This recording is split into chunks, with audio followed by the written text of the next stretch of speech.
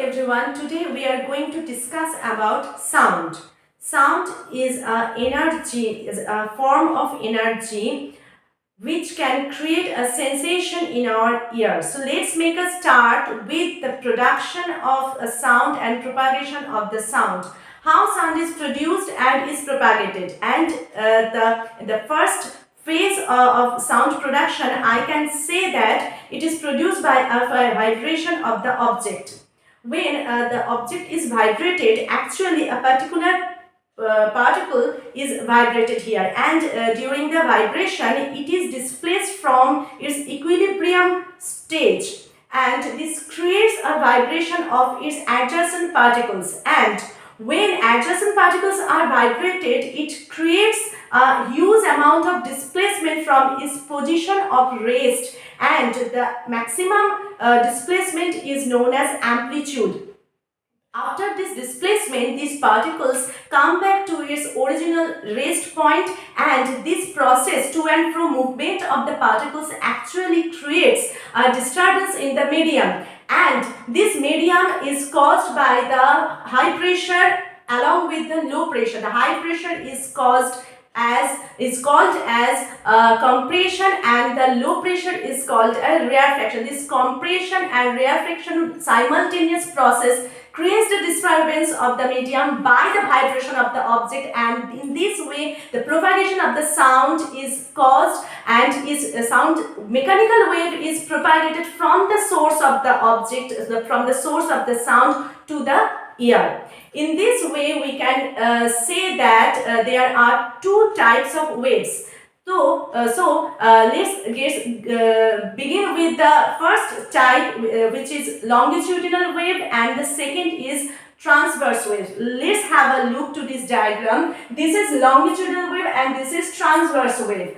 In longitudinal waves, the motion of the particle and its direction and the direction of the propagation of the sound, these two directions are parallel to each other. In the transverse wave, the direction of the motion of the particle and the direction of the propagation of the sound, these two directions are perpendicular to each other. In longitudinal wave, the main process is compression and rarefaction, high pressure along with low pressure, and this is transverse waves, and here the particle movement and the sound wave propagation. Sound wave is propagated in this direction and particles movement is perpendicular to each other. So now I will draw your attention to different types of terms to describe the sound, the mechanical wave, and these are wavelength, time period, speed, amplitude and frequency. What are they? The distance covered by two consecutive compression or two consecutive rarefaction is this distance is called as the wavelength, and the time taken by a complete wave for these two consecutive compression and two consecutive rarefaction is the time period. So wavelength is denoted by lambda, and the SI unit is meter. The distance SI unit is meter also, and time period is denoted by capital T, and the SI unit is small s, means second. Now what is speed? Speed is the ratio of distance and time. Here the ratio of wavelength and time period is speed, and this is denoted by small v, and the SI unit is meter per second. Here this is lambda, this is capital T, and this is small v. One interesting part is that this is frequency. Frequency is reciprocal to time period. So we can say frequency is equal to 1 by time period. So frequency is denoted as nu, and this is nu, and the SI unit is hertz. And amplitude, we told that what the maximum displacement of the particle during the vibration from its equilibrium stage is denoted as amplitude, capital A, and the SI unit is meter. One interesting part is that when we say distance, speed, small v is equals to distance by time, means lambda, which is the wavelength, divided by capital T, 1 by capital T equals to nu, the frequency. So we can say small v equals to wavelength, which is lambda cross nu, means speed is the product of wavelength and frequency. Small v equals to lambda cross nu. This is a simple formula to describe the sound wave. Now I am going to shift the next step, which is very much important characteristics of sound. These are loudness, intensity, pitch, timbre, tone and note. We can distinguish different types of sounds of similar loudness, which is pitch. We can distinguish also different sounds of similar pitch and similar loudness, which is timbre. Now, what is the loudness? Loudness is the amount of sound energy in 1 second.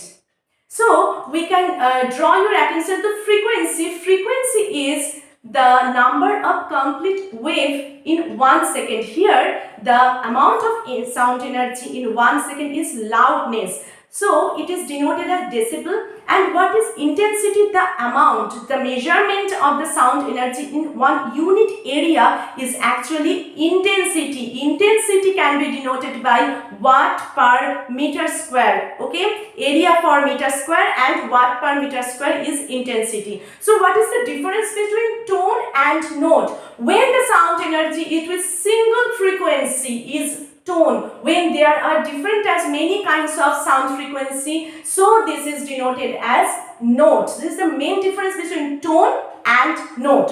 Now, the next part is very interesting, the difference between echo and reverberations. This term is very interesting because first of all, I will say a person is standing in a position in a whole large hall and he is shouting. What we can hear? The original sound, then the repeated reflected sound.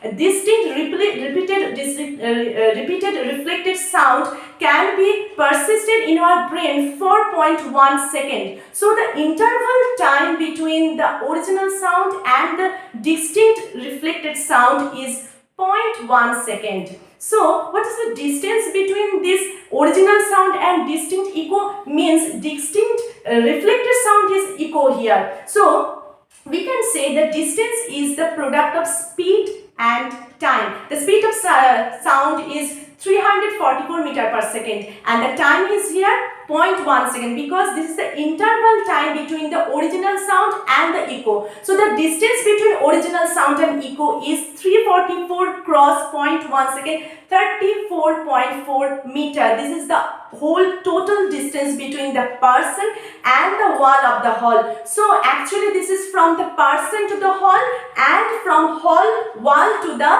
person, and the mean distance is just a half, and this is 17.2 meter. So we can say if we try to produce a echo, the person should be standing in the position and the mean distance between the wall and the person should be 17.2 meter. When the distance is less than 17 meter, it will not produce a echo but will produce a overlapping between the original sound and the reflected sound, and this is called reverberation. And this is the main difference between echo and reverberation. Now let's going to the second topic, which is audible range. What is audible range? We can hear a specific range of sound frequency, which is 20 Hz to 20,000 Hz. Okay, when the sound frequency is below 20 Hz, means 5 Hz, 6 Hz, 7 Hz, this infrasonic sound.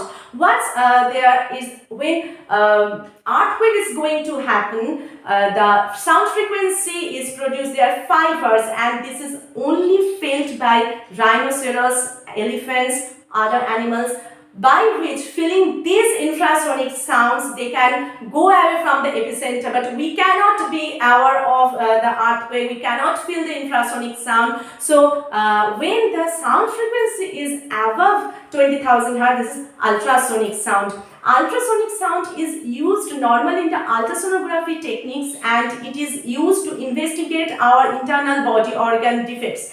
And the specific interesting part is that bats also uses ultrasonic sound for their echolocation system. So during echolocation they produce actually sounds, and this ultrasonic sound is felt by only the bat, and when this is rebounded from a prey or from an obstacle, they can move their direction from the obstacles, they can be safe, and they can identify the direction and distance of the prey. So by using ultrasonic sound, the bat uses their echolocation system, and this is all about the sounds production, propagations, different types of waves and terminologies, and last the characteristics and the range of the sound frequency. So the whole discussion I think is going to be very much useful to your study. So please go to the Google Play Store, download Knowledgeflame and subscribe to YouTube Knowledgeflame channel. Press the bell icon obviously. Thank you.